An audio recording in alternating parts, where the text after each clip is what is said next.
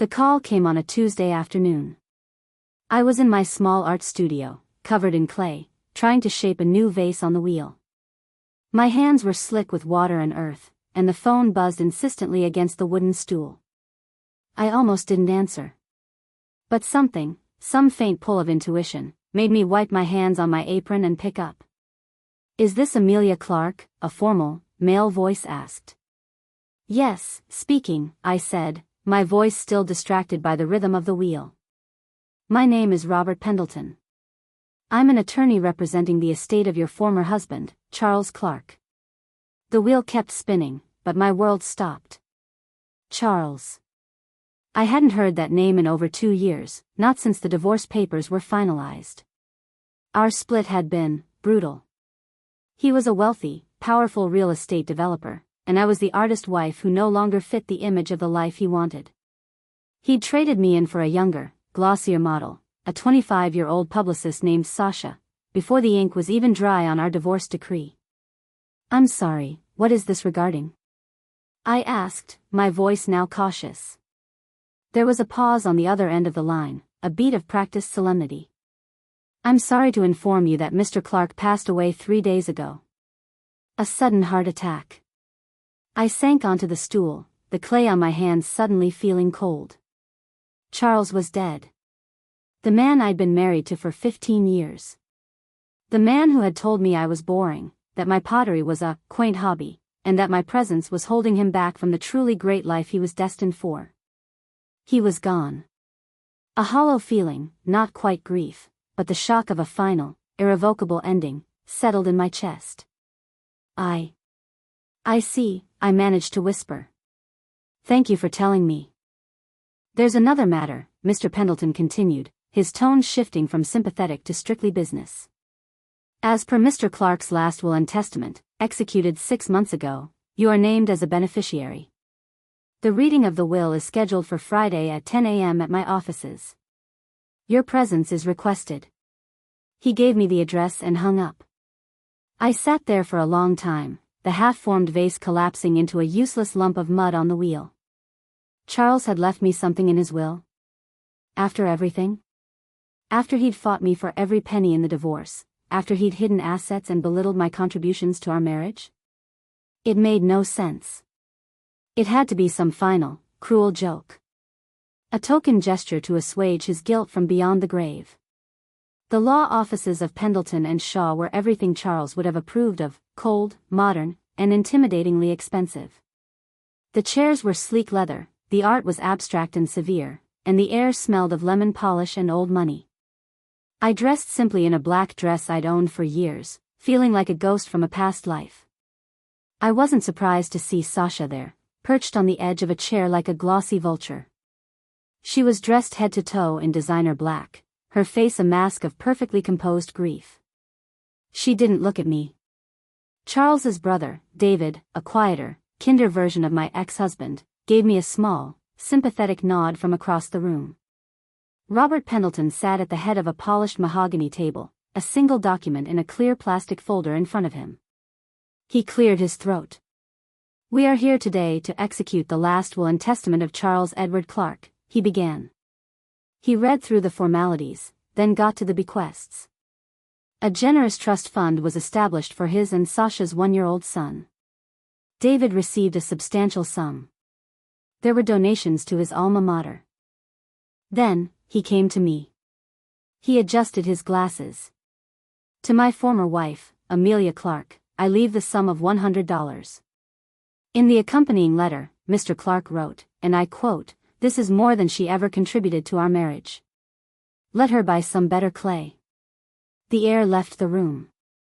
Sasha let out a tiny, muffled snort of laughter, quickly disguised as a sob. David looked down at his hands, his ears turning red with secondhand shame. A hot wave of humiliation washed over me, followed immediately by a cold, clear surge of rage. $100. And an insult. This was his final word on our 15 years together. This was his legacy to me. I said nothing. I just sat there, my hands clenched in my lap, my spine rigid. The will continued. The remainder of the estate, the multiple properties, the investment portfolios, the liquid assets totaling nearly $30 million, all of it went to Sasha. She was the sole executor, the sole inheritor. She was now an immensely wealthy woman. As the meeting concluded and everyone stood to leave, Sasha finally looked at me. There was no grief in her eyes now, only a glittering, triumphant contempt. She leaned in close, her perfume suffocating. "He really did think of everything, didn't he?" she whispered, her voice dripping with venom. "Now you can finally disappear." I walked out of that office into the bright, uncaring sunlight. The humiliation burned, but it was already hardening into something else. Something determined. Because I knew Charles. I knew his ego, his possessiveness. He would never, ever have left me completely empty-handed. Not because he was kind, but because he would have wanted to maintain some shred of control, some way to prove his magnanimity. Leaving me a pittance with an insult was exactly his style. But leaving me nothing of real value? That felt wrong. It felt like a lie. And as I stood on that busy downtown sidewalk, a memory surfaced. A year before our divorce, Charles had drunkenly bragged at a party about a doomsday plan. He'd laughed, sloshing his scotch, and said, "If anyone ever tries to take what's mine, I've got a will tucked away that would make their heads spin." A real one. The one my lawyer has is just for show.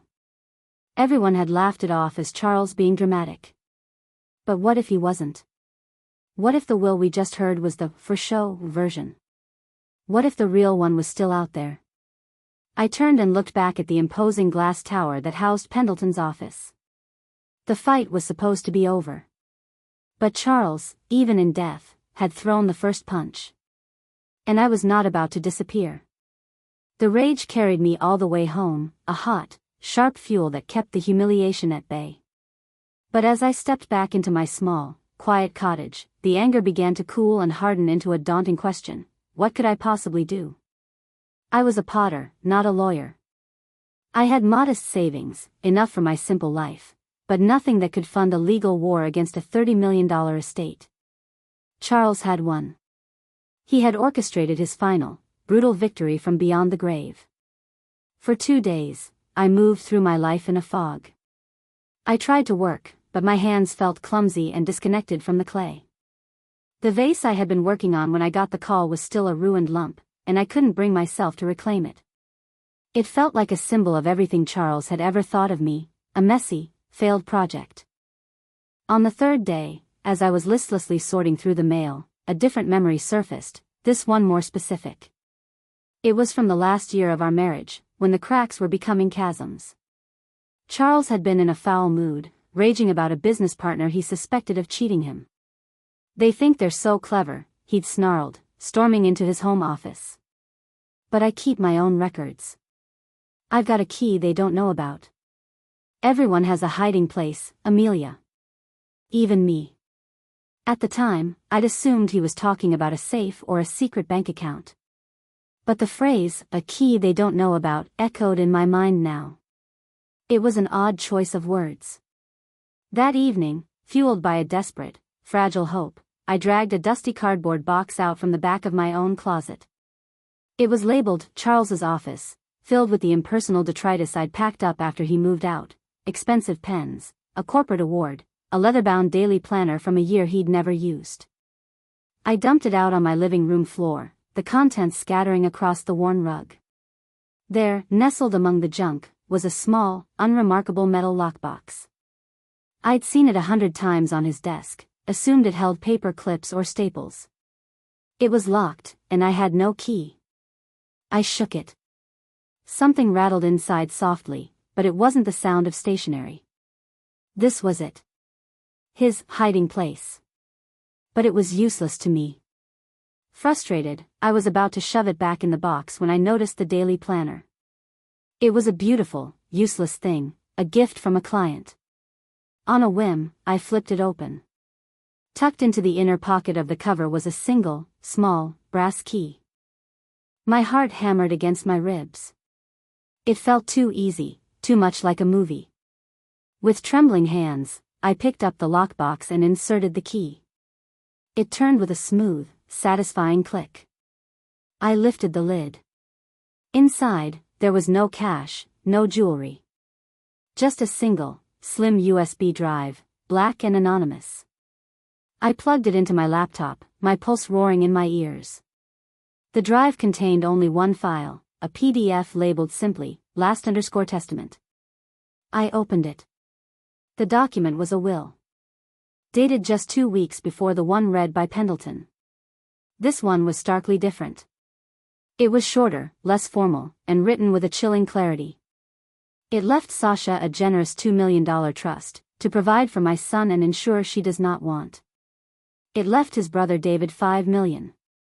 And the rest, the vast majority of his estate, including the family home he'd fought me for so viciously in the divorce, it left to me. The reason was stated in a single, devastating paragraph.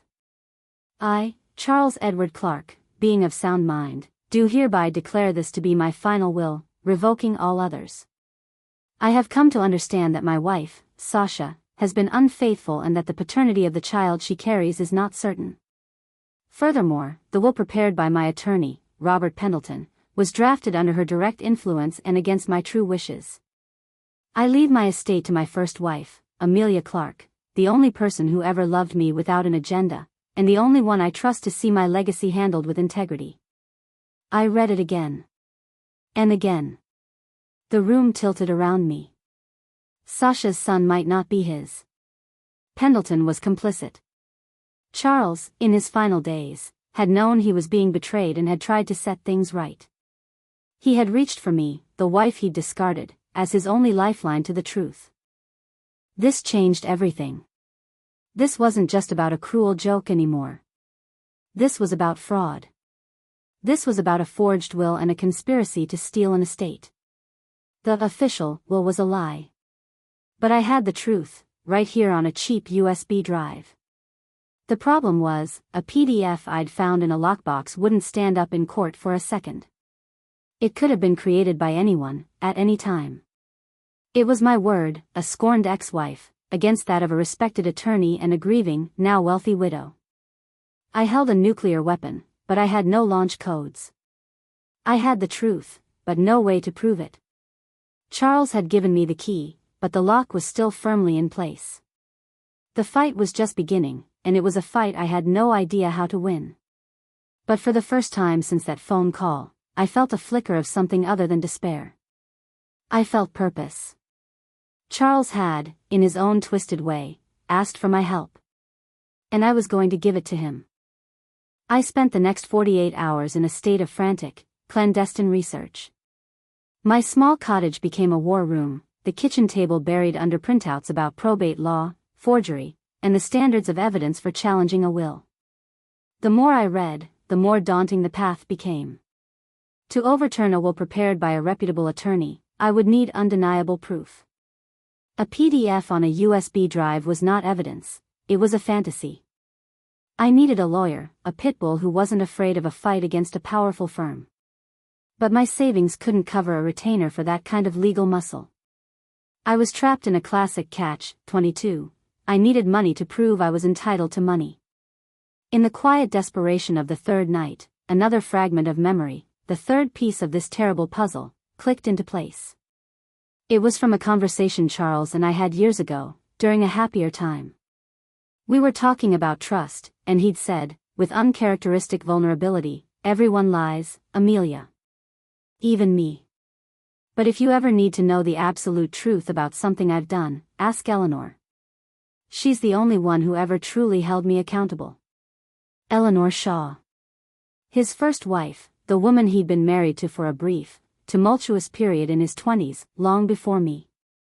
Their divorce had been even uglier than ours, from what little he'd let slip. She was a formidable corporate lawyer who had her own successful practice. He'd described her as, the one who got away, because she was too smart to stay. I had never met her. The idea of reaching out to her now felt absurd, like a character in a Dickens novel seeking a long-lost benefactor. But I was out of options. I found her firm's website with a quick search. Shaw and Associates. Her photo showed a woman in her late 60s with sharp, intelligent eyes and a no-nonsense expression. She looked like she could stare down a judge and make him apologize. With a trembling hand, I drafted an email, attaching the PDF from the USB drive. I kept the message brief and factual, stating who I was, the situation with Charles's death, the will that was read, and the document I had found. I wrote, "Charles once told me that if I ever needed the absolute truth, I should ask you. I believe this document contains his truth. I have no one else to turn to." I hit send before I could lose my nerve. Her reply came less than an hour later. It was just as brief. "Amelia. Meet me at my office tomorrow at 8 a.m. Do not speak of this to anyone. Eleanor Shaw." The following morning, I sat in Eleanor Shaw's office. It was nothing like Pendleton's cold, modern space. This was a room that spoke of earned authority, floor-to-ceiling bookshelves filled with legal volumes, worn leather chairs, and a large, solid oak desk. Eleanor herself was even more imposing in person. She studied me with a penetrating gaze that seemed to miss nothing. "You look like her," she said finally, her voice a low, smoky contralto. "I'm sorry." "My mother," she clarified. Charles had a type. Intelligent women who wouldn't take his nonsense. Until, of course, we did. She gestured to the printout of the will on her desk. "This is him." The phrasing, the dramatic flourish, the paranoia. It's authentic. The question is, can we prove it? "I have the USB drive," I offered weakly. "Which proves nothing of its origin," she stated flatly. "Pendleton will argue you created it yourself. We need a digital forensics expert to establish a creation timeline. We need to prove this file was created on Charles's computer, before the date of the will Pendleton produced. More importantly, we need to prove Pendleton's knowledge of its existence, or at least, his knowledge of his client's compromised state of mind." She leaned forward, her elbows on the desk. "Here is what I propose. I will take your case. My fee will be 30% of the estate value we recover. If we lose, you owe me nothing. This is a contingency case, and a high-risk one. Robert Pendleton is a snake, but he's a powerful one. He will fight dirty." I was stunned. It was a lifeline, thrown by the most unlikely of saviors. "Why?" I asked, the word escaping before I could stop it. "After everything he did to you?" A faint, grim smile touched her lips. Charles Clark was many terrible things, but he was not a man who tolerated being made a fool of. If this Sasha and Pendleton conspired to defraud him, then they defrauded us both. This isn't about him anymore, Amelia. This is about the principal. And I never liked Robert Pendleton. It was the beginning of the most unlikely alliance of my life. Eleanor Shaw became my general, and I was her foot soldier. She had the legal tactical knowledge I lacked. She hired a discreet digital forensics firm to analyze the USB drive and trace the file's metadata. She began quietly subpoenaing Charles's medical records, looking for evidence of the undue influence he mentioned. But our most critical task, she explained, was finding a witness. We needed someone who could corroborate Charles's state of mind in those final weeks. Someone who had seen the conflict between him and Sasha, who might have known about his suspicions.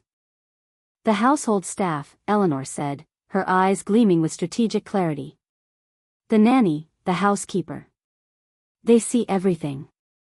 They are the invisible witnesses to every domestic drama. Pendleton and Sasha will have been careful around their peers, but they would have considered the help beneath their notice. It was a long shot. Sasha would have likely let them all go after Charles's death, paying them generous severance packages to ensure their silence and swift departure. Finding them would be like finding needles in a haystack. But it was a thread, and it was all we had. I was no longer just a grieving ex-wife.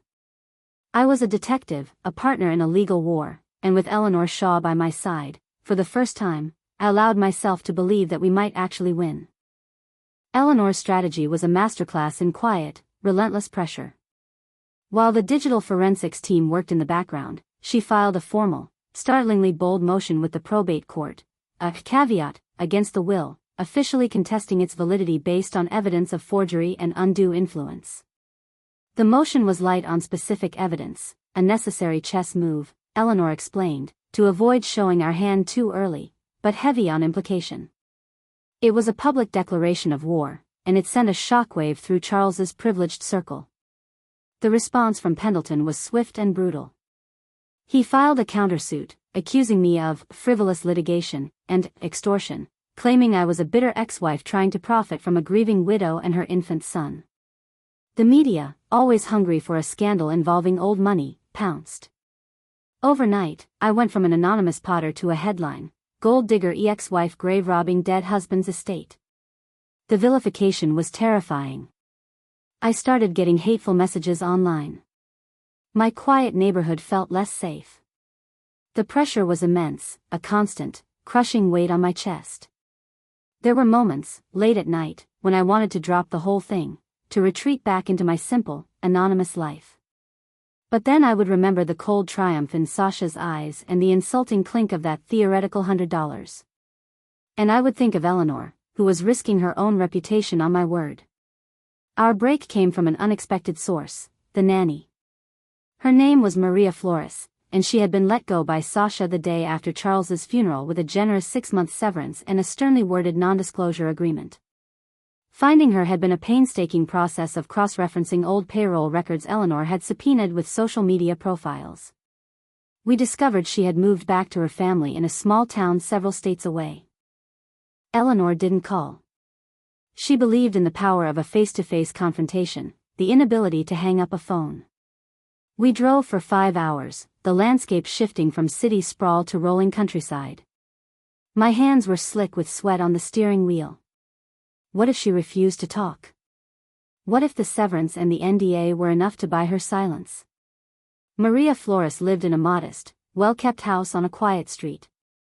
When she opened the door, her face, initially warm and curious, froze when Eleanor introduced us.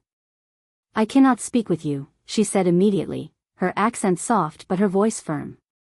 She began to close the door. I signed papers. "Miss Flores," Eleanor said, her voice not threatening, but filled with a profound authority. "We are not here to get you in trouble. We are here to find the truth about what happened to Charles Clark. We believe he was a victim of fraud. And we believe you may have seen something." Maria's eyes darted from Eleanor's stern face to my pleading one. She was conflicted, her loyalty warring with her conscience. "The baby," I said softly, stepping slightly forward. "Charles's son. Did he love him?" The question seemed to disarm her. Her shoulders slumped. "At first, yes," she whispered, looking down the quiet street before ushering us inside. "He was so proud. But then, he changed." In her cozy living room, over cups of strong coffee, the story poured out of her. She described the last few months, Charles's growing coldness toward Sasha, the furious, hushed arguments she'd overheard. "He accused her of being with someone else," Maria said, her voice low. "A man who visited the house when Mr. Clark was away on business. A man with a briefcase." "Did you see this man?" Eleanor asked, her pen poised over a legal pad. Maria nodded. "Once. He was, well-dressed. Older. He had a silver cane with a bird on the handle." Eleanor and I exchanged a look.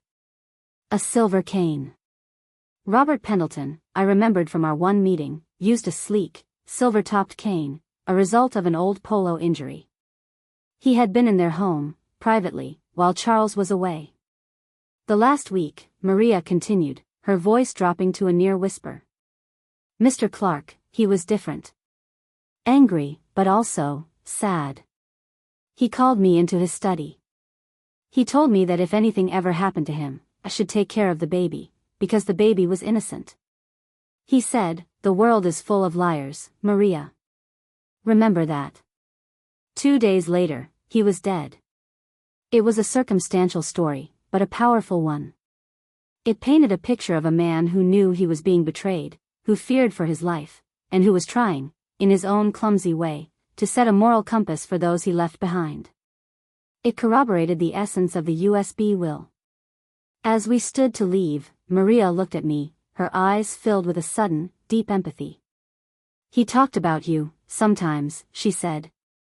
"He said leaving you was his greatest regret. He said you were the only real thing in his life of plastic." The words should have been a comfort, but they just felt like another layer of tragedy. We had the witness. We had a timeline of suspicion and fear that directly supported our claim. The trip back was filled not with celebratory chatter, but with a grim sense of resolution. We were building our case, brick by painful brick. The shadow of Robert Pendleton and Sasha now had a crack, and a sliver of light was breaking through. We were no longer just defending, we were on the offensive. The battle in the press was ugly, but the war in the evidence room was quietly, steadily, turning in our favor. The probate hearing was set. The sterile, wood-paneled courtroom was a world away from my clay-splattered studio, a realm of hushed tones and the weight of impending judgment. On one side of the aisle sat Sasha, a vision of curated grief in a tailored black suit, Robert Pendleton a solid, imposing presence beside her. On our side, it was just Eleanor and me. David, Charles's brother, sat in the back, a neutral observer whose loyalty was torn between blood and truth. The air was so thick with tension you could taste it, a metallic blend of anxiety and ambition. This was it. Months of secret investigations, whispered conversations, and sleepless nights culminated here. Pendleton presented his case first, all smooth professionalism. He painted a picture of a happy Charles, doting on his new wife and infant son, who had wisely and decisively cut out his bitter, gold-digging ex-wife. He entered the official will into evidence, its notarized pages and legalistic language projecting an air of unassailable legitimacy. He called a colleague who testified to Charles's sound mind during a business lunch a week before his death. It was a strong, clean narrative. Then it was Eleanor's turn. She stood, a study in calm authority, and called our digital forensics expert to the stand. The expert, a woman with a no-nonsense demeanor, explained in precise technical terms how she had analyzed the metadata of the PDF file on the USB drive. She testified that the file was created on Charles Clark's personal laptop on a specific date and time, a full 2 weeks before the date on the will Pendleton had presented. Furthermore, she stated, the file had not been altered since its creation. Pendleton's smooth facade cracked for a microsecond. He objected, arguing metadata could be faked, but the seed of doubt was planted. The judge, a weary-looking man with sharp eyes, overruled him. Then, Eleanor called Maria Flores to the stand. As Maria walked to the front of the courtroom, I saw Sasha's perfectly composed mask slip into raw, panicked fury. Pendleton placed a restraining hand on her arm. Maria's testimony was quiet but devastating. She spoke of the arguments, Charles's suspicions, his sadness. She described the man with the silver cane visiting while Charles was away. When she recounted Charles's words to her in his study, "The world is full of liars, Maria. Remember that." A heavy silence fell over the courtroom. Pendleton's cross-examination was aggressive, trying to paint her as a disgruntled former employee, bought and paid for by our side. But Maria's quiet dignity and consistent story held firm. She wasn't for sale. She was there for the truth. The climax came when Eleanor played her final, unexpected card. She recalled Pendleton to the stand. "Mr. Pendleton," she began, her voice deceptively mild. "You testified that you last saw your client, Charles Clark, for a routine will update 6 months ago, correct?" "That is correct," Pendleton said, his voice tight. "And you stated under oath that he was of sound mind and under no duress." "Yes." Eleanor picked up a document from her table. "I have here Mr. Clark's phone records, obtained via subpoena. They show a series of calls from his private cell phone to your direct office line in the 2 weeks leading up to his death. Lengthy calls, some lasting over 20 minutes. Can you explain the nature of these calls, if your last professional interaction was 6 months prior?" Pendleton froze. I saw the calculation in his eyes, the frantic search for a lie that would hold. The phone records were a landmine he hadn't anticipated. I was providing general legal counsel," he stammered. On what specific matters? Eleanor pressed, her voice like a razor. Client confidentiality prevents me from saying. Your client is dead, Mr. Pendleton, Eleanor said coolly. And we are here to determine his true intent. Did these calls concern his growing suspicions about his wife's infidelity? Did they concern his desire to draft a new will? A will, perhaps, that disinherited her? Objection. Speculation. Pendleton's lawyer shouted. But the damage was done. The image was seared into the room, the trusted family attorney, in secret communication with a client who was preparing to disinherit the very people that attorney had just made rich. The conflict of interest was glaring, the stench of conspiracy overwhelming. Eleanor didn't wait for the judge to rule. She turned and looked directly at Sasha, her gaze a physical force. Or perhaps, Eleanor said, her voice dropping to a deadly calm, the calls were about the paternity of the child. A matter you, as the estate's attorney, would have a vested interest in keeping quiet, wouldn't you, Mr. Pendleton? That was the moment the case broke.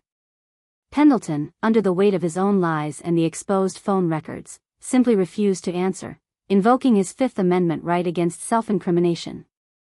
It was an admission of guilt in everything but name. The gavel fell. The hearing was adjourned, but the war was over. We had won.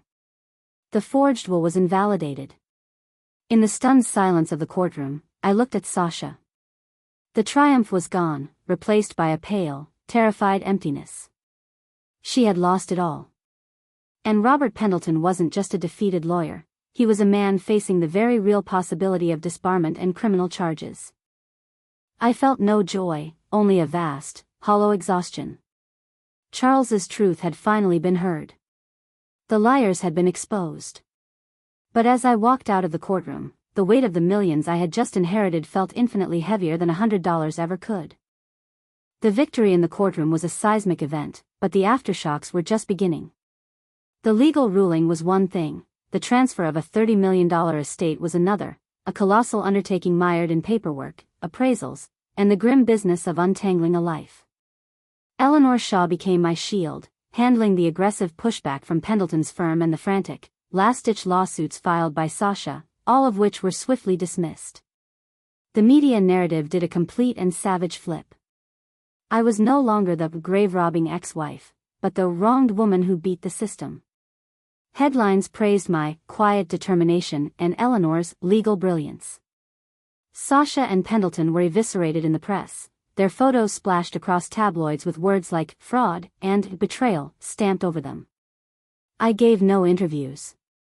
The spotlight felt invasive and unclean, a circus built on the ruins of multiple broken lives. The first and most profound task was the disposition of the house, the sprawling, coldly perfect mansion I had been fought out of during the divorce. I walked through it silent, echoing halls one last time with a real estate agent. It smelled of lemon polish and emptiness. I felt nothing for it, no nostalgia, no sense of reclaiming what was mine. It had never truly been my home, it was Charles's stage. I instructed the agent to sell it, along with all its impersonal, expensive furnishings. The proceeds, I decided, would go into a trust for Charles's son. Regardless of paternity, the child was an innocent in this entire sordid drama. Weeks turned into months. The flood of paperwork became a trickle, then ceased. The press found new scandals to chase. The silence that returned to my life was different this time. It wasn't the silence of loneliness or defeat, it was the silence of a storm that had finally passed. One afternoon, a courier delivered a small, heavy box to my cottage. The return address was from Pendleton and Shaw. My heart stuttered, a conditioned fear response. But inside, there was no legal threat. Instead, nestled in custom foam padding, was a simple, elegant bronze sculpture. It was an abstract piece, two forms intertwined yet separate, conveying both conflict and a strange, sad harmony. A note, written in a firm, familiar hand, was tucked beside it. Amelia. I saw this and thought of your work, strong, elemental, and enduring. This case was one of the most distasteful of my career, and one of the most satisfying. You have handled the outcome with a grace Charles never possessed. Should you ever need anything, you know where to find me. Eleanor. I placed the sculpture on my mantelpiece. It was the first thing you saw when you entered my home. It wasn't a trophy from the battle, it was a marker of the unlikely alliance that had emerged from the wreckage. A friendship, forged in the fires of a shared fight against a common enemy. The money itself felt abstract. I paid off my mortgage. I set up a generous, lifelong annuity for Maria Flores, a small token of gratitude for her courage. I established an arts grant for single mothers wanting to pursue creative careers, named in my mother's memory. The rest I invested conservatively. It wasn't a prize to be spent, but a foundation to be built upon. It meant freedom from fear, the ability to make my art without worrying about the market, the power to help others. That was the true value of the fortune. One evening, I was in my studio, the scent of clay and wet earth a comforting balm. My hands were steady on the wheel, centering a new lump of clay, feeling the familiar, life-giving resistance. The vase was beginning to take shape, a graceful, rising form. It was not a reconstruction of the one that had collapsed. It was something new, something stronger. I thought of Charles, not with the old anger or even pity, but with a distant, clear-eyed sadness. His life, for all its wealth and power, had been a hollow performance, ending in betrayal and a desperate, posthumous cry for justice. My life, in my small cottage with my clay and my hard-won peace, was immeasurably richer. The inheritance hadn't filled a void in me, I had already been whole. It had simply given that wholeness room to breathe, to expand, to create without constraint. The court had given me the money, but I had given myself the victory. I had faced down the ghosts of my past and the giants of the present, and I had not broken. I had bent, like clay on a wheel, and been remade into something more resilient, more truly myself. The fight was over. The art was just beginning. A year to the day after the probate ruling, I hosted a small gathering in my garden. The guests were not from Charles's world. They were my people, a fellow potter from a nearby studio, the owner of the local art supply shop who had given me credit when times were lean, and Eleanor Shaw, who had, against all odds, become a steadfast friend. We drank wine and ate simple food as the fireflies began to blink in the twilight. The conversation was easy, filled with laughter and talk of art, travel, and life. This, I thought, was true wealth. This connection, this peace. Later, as the last guest left, Eleanor paused at my gate. He would hate this, you know, she said, a wry smile on her face. All this simple and profitable happiness. I know, I replied, smiling back. That's what makes it so perfect. The final loose end was tied up a month later. I received a formal letter from the Bar Association. Robert Pendleton had voluntarily surrendered his law license in the face of multiple disciplinary hearings. There would be no criminal trial, the burden of proof was too high, but his career, his reputation, the very things he had conspired to protect, were ashes. Sasha, the letter noted, had moved away, the $2 million trust from the Valid will her only consolation. The news brought no sense of victory, only a quiet, final closure. The chapter was not just over, the book was shut. With the legal battles and the transfer of assets complete, I found myself the official, undisputed owner of a fortune. The weight of it was no longer daunting, but it demanded purpose. I spent weeks meeting with financial advisors, not to grow the wealth, but to channel it. I established the Clark Foundation, a name I chose not for Charles, but for my own maiden name, reclaiming it. Its mission was to fund arts education and provide legal aid for those who couldn't afford to fight powerful opponents. It was the embodiment of the two battles I had fought and won, one for my art, and one for my truth. One afternoon, I was in my studio, putting the final glazes on a series of new pieces. The light was perfect, the clay was responding, and I was lost in the pure, joyful act of creation. My assistant, a bright young art student I'd hired with foundation funds, buzzed on the intercom. "Amelia, there's a David Clark here to see you." I set down my brush, surprised. Charles's brother. I hadn't seen him since the courtroom. I walked out to the garden, wiping my hands on a rag. David stood by the gate, looking older and more settled than I remembered. He held a small, flat package. "Amelia," he said, his voice gentle. "I hope I'm not intruding." "Not at all, David. It's good to see you." He handed me the package. I was going through some of the old family things. Things Charles had in storage. "I found this. I thought you should have it." I unwrapped the brown paper. Inside was a painting. It was one of mine, an early watercolor from the first year Charles and I were married. It was a simple, slightly clumsy study of a sunflower turning toward a window. I had forgotten it entirely. "He kept it," I whispered, my throat tight. "He did," David said softly. "He wasn't a good man, Amelia. Not to you, not to me, not to himself, in the end. But he recognized real beauty when he saw it. He just didn't know how to hold on to it without breaking it." We talked for a while longer, about inconsequential things, about his life now. There was no blame, no lingering resentment. Just two people who had survived the same storm. When he left, I hung the watercolor in my studio, not as a memorial to Charles, but as a reminder of the artist I had always been, even when no one else could see her. That night, I sat on my porch, looking out at the starlit sky. The journey that had begun with a devastating phone call had led me here. I had been a wife, an ex-wife, a plaintiff, an heiress. But through it all, I had remained an artist. Now, that was the only title that mattered. The fortune hadn't changed who I was. It had magnified her.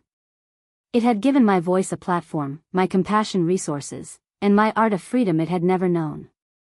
The woman Charles had tried to erase with a $100 insult was now a patron of the arts, a champion for the voiceless, and a creator whose work would endure.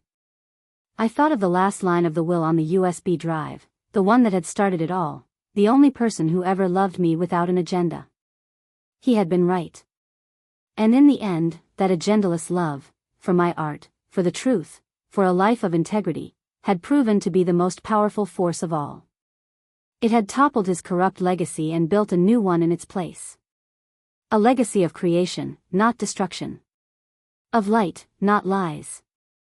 I took a deep breath of the cool night air, filled with the scent of jasmine and damp earth. The past was finally, completely, at peace. And the future, bright and boundless as a blank canvas, was mine.